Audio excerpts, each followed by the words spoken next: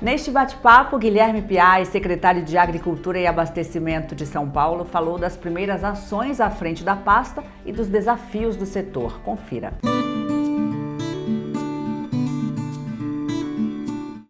Bom, Guilherme, eu já queria começar te perguntando como é que foi tua trajetória no agro até chegar hoje como secretário dessa pasta tão importante para São Paulo. Bom, o meu pai é veterinário, formado na Unesp de Jabuticabal, é presidente de cooperativa, então eu nasci numa fazenda, né? O meu avô, Giuseppe Mário Filizola, foi um grande produtor rural, visionário, e depois disso eu fiz administração. O meu pai teve Covid, foi entubado, e ele falou: filho, eu não quero mais gerir. E eu falei: então você quer que eu assuma? Ele falou: sim, vai ter autonomia. Eu comecei a administrar as coisas da família, vim candidato a deputado, né, em 2022, e hoje eu administro as propriedades da família. Nós temos 3 propriedades, o principal foco nosso é soja e milho, e fiz pós-graduação em gestão pública. Depois da eleição de deputado, comecei no ITESP, que é um órgão de regularização fundiária aqui de São Paulo maravilhoso, e aí surgiu a oportunidade de eu virar secretário de Agricultura. E aí, como é que está sendo lidar com esse desafio? A gente já tem um pacote que foi lançado aí com uma série de medidas. Você, mais do que ninguém, conhece a realidade do setor. Um desafio grandioso, mas a secretaria é uma máquina de boas notícias. Nós temos um quadro técnico maravilhoso, um time muito preparado, com coordenadorias fantásticas como a CAT, a APTA, a Defesa, a Codeagro. E eu tô lá me cercando de pessoas melhores do que eu. Então me cerquei de grandes profissionais, pessoas muito técnicas, e a gente já conseguiu grandes resultados em 40 dias. Nós já transformamos a secretaria, destravamos muita coisa que estava parada, e agora a gente está realizando grandes entregas para o setor. Ou seja, lançaram esse pacote, o SP Agro. O que você tem para destacar para a gente? Por exemplo, rotas rurais.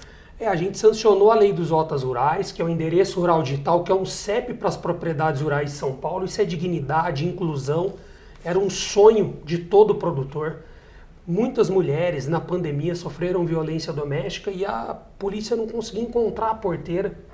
Isso vai melhorar a entrega, performance. Você vai pedir uma mercadoria, uma ração, você fala: minha propriedade é depois da terceira árvore à esquerda, passa 5 matabu à direita. Agora com o endereço rural digital você põe no Waze, no Google Maps, você dá diretamente na propriedade. Questão de saúde, as pessoas às vezes precisam de uma ambulância, é difícil localizar.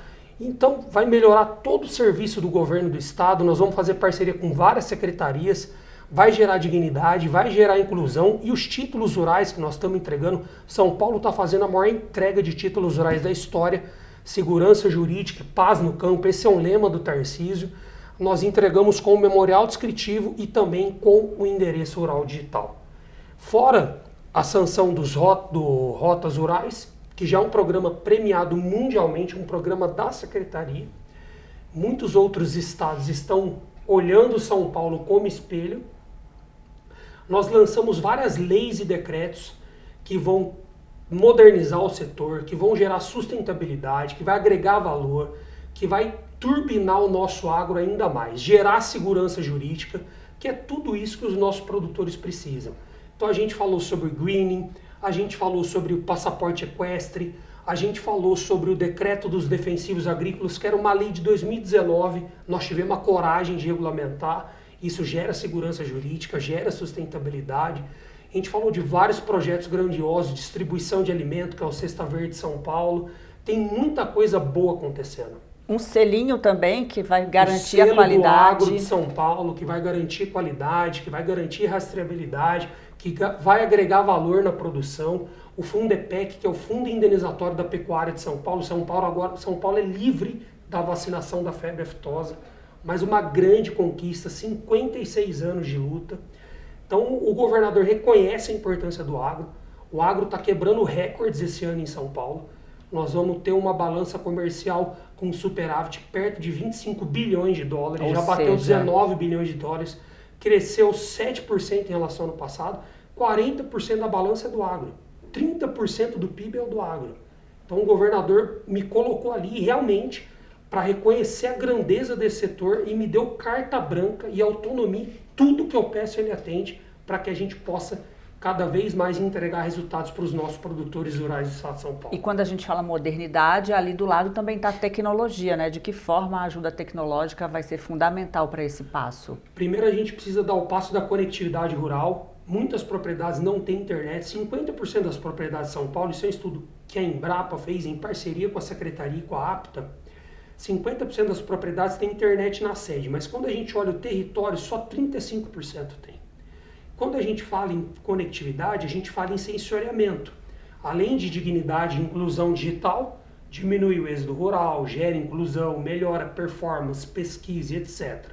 Mas quando a gente fala em sensoriamento, a gente fala em aumento de produção.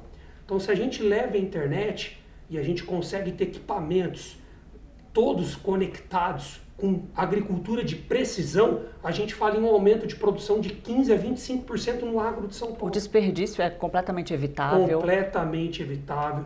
Então a gente melhora a performance, diminui custo e a gente vai incentivar isso. Então nossas linhas de crédito, ano que vem a gente lança o maior FEAP da história de São Paulo, o governador já anunciou isso. A gente vai fazer um fundo de aval, vai fazer um fundo FIAGRO-FIDI que vai continuar com o FEAP para a gente expandir o crédito oferecido. Nós vamos financiar, por exemplo, drones, que melhora ainda mais a performance, diminui o desperdício. A gente acaba com uma polêmica de pulverização aérea desnecessária e vamos financiar a irrigação, vamos financiar a energia fotovoltaica, vamos gerar iniciativas sustentáveis e manejos que gerem sustentabilidade. Sempre que eu converso aqui com produtores rurais, que vêm aqui ao Perfil Agro, ao Caras Culture, eles sempre colocam conceitos de ESG na prática. Estão muito preocupados em sustentabilidade, estão muito preocupados em governança, no entorno. Eu queria saber, na tua gestão, como é que isso é observado? Nós estamos levando para a COP a verdade sobre o estado de São Paulo. Então, até sexta-feira, nós estamos publicando portarias e resoluções da Secretaria, mostrando o nosso foco na transição energética, que São Paulo vai liderar o processo de transição energética no Brasil. Nós temos aqui um pré-sal caipira, que é a usina, as usinas de canas que São Paulo tem, são 170 registradas no mapa, quase 70, 20 km de gasoduto. Então o setor sucroenergético é muito forte, é 35% da nossa balança comercial, e a biomassa é uma forte geradora de biometano e biogás. Então a gente consegue aumentar muito a produção de biometano no estado de São Paulo. O biometano, quando substitui o diesel, diminui 90% de gás do efeito estufa.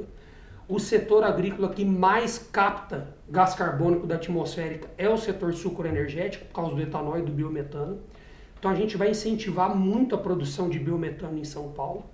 Vamos levar o foco também em rastreabilidade, vamos mostrar que São Paulo, cada ano que passa, as reservas e as coberturas vegetais aumentam.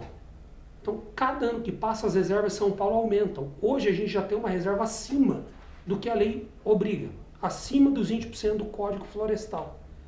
E mesmo assim, nós temos uma meta de reflorestamento de mais 800 mil hectares.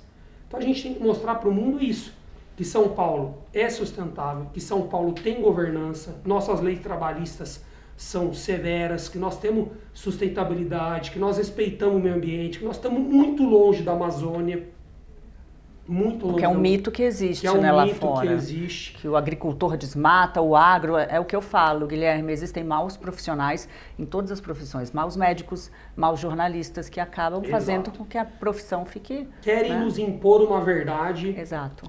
E não levam em consideração que o agro, principalmente o Brasil, vai liderar o processo de segurança energética no mundo, de segurança alimentar e de mudanças climáticas. Tem 2 vezes mais gás carbônico no solo do que na atmosfera.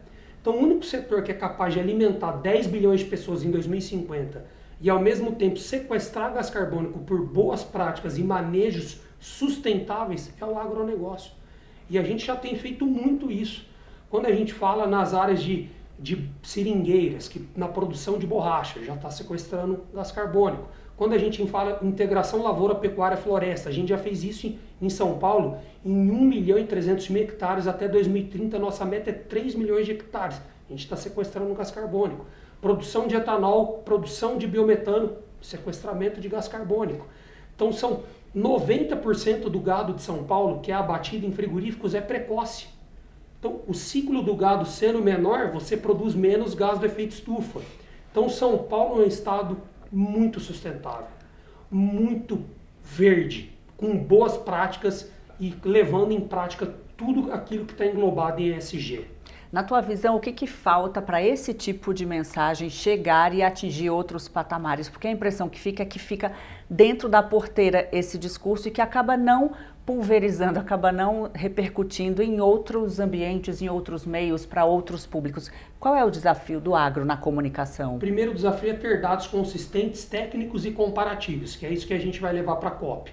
Nós vamos mostrar o quanto São Paulo sozinho consegue cumprir do Acordo de Paris, do Acordo de Copenhague, quantos por cento a gente pode representar da meta dentro do Brasil, o quanto a gente sequestra de gás carbônico, o quanto a gente pode impactar em aumento de produção de biometano.